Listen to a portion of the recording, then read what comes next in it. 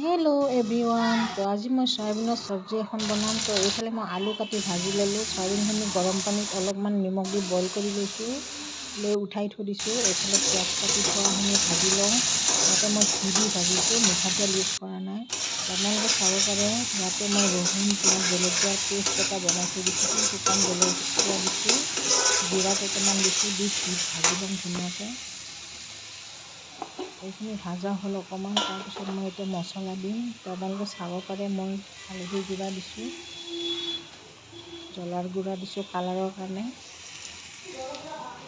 জিৰা দিম, ধনিয়াৰ গুড়ি দিম। তো এইফালে মই ধনিয়াৰ গুড়ি দিলোঁ 1.5 চামুচ, জিৰা দিম। এতিয়া জিৰা দিছোঁ মই, জিৰাৰ গুড়ি। তো এইখিনি ধুনীয়াকৈ ভাজি ল'ম। মছলাখিনি যেতিয়া ভাজা হ'ল তেতিয়া মই বিলাহী দুটা কাটি থৈ দিছিলোঁ, পেষ্ট বনাই। তো বিলাহীখিনি মই ভাজি ল'ম মছলাৰ লগত, যাতে কেঁচা গোন্ধটো গুচি যায়। আপোনালোকে চাব পাৰে ধুনীয়াকৈ কালাৰ আহিছে। তো এইখিনি ভাজা হোৱাৰ পিছত ভাজি থোৱা চয়াবিনখিনি পেলাই দিছোঁ মই। তো এতিয়া চয়াবিনৰ লগত মছলাখিনি মিক্স হ'বৰ কাৰণে অকণমান লাৰি চাৰি দি পেলাই মছলাখিনি যাতে চয়াবিনত সোমাই যায়। তাৰপিছত মই ইয়াতে পানী দি দিলোঁ যিখিনি লাগে সেই পৰিমাণে। তো মই এইফালে আটা মাৰিছোঁ, আটা গৰম গৰম ৰুটিৰ লগত খাবৰ কাৰণে। তো এইফালে মই চব্জিখন উতল অহাৰ পিছত আলু কাটি থোৱা, ভাজি থোৱা আলুখিনি পেলাই দিলোঁ। তো আপোনালোকে চাব পাৰে নিমখ দিছোঁ সোৱাদ অনুযায়ী যিমানখিনি লাগে।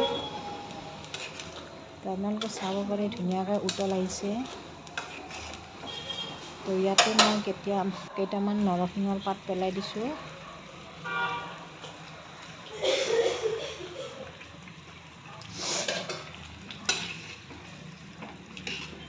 তো আপোনালোকে চাব পাৰে ধুনীয়া গ্ৰেভি টাইপ হৈছে আৰু 5 মিনিট পিছত চব্জিখন হৈ যাব।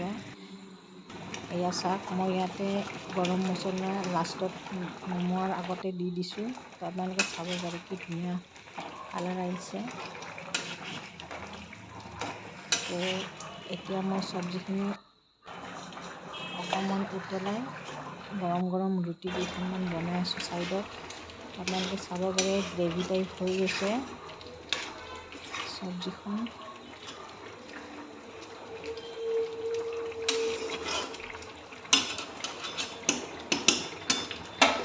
আপোনালোকে এনেকৈ খাই চাবচোন বনাই পেলাই। তো এইফালে মই ৰুটি বহাই দিছোঁ, ৰুটি গৰম গৰম ৰুটি খাই ভাল লাগে।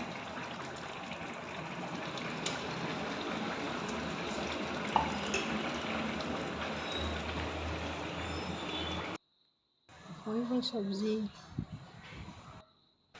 তো ৰেচিপিটো কেনেকুৱা লাগিল জনাবচোন। তো মই এতিয়া খাব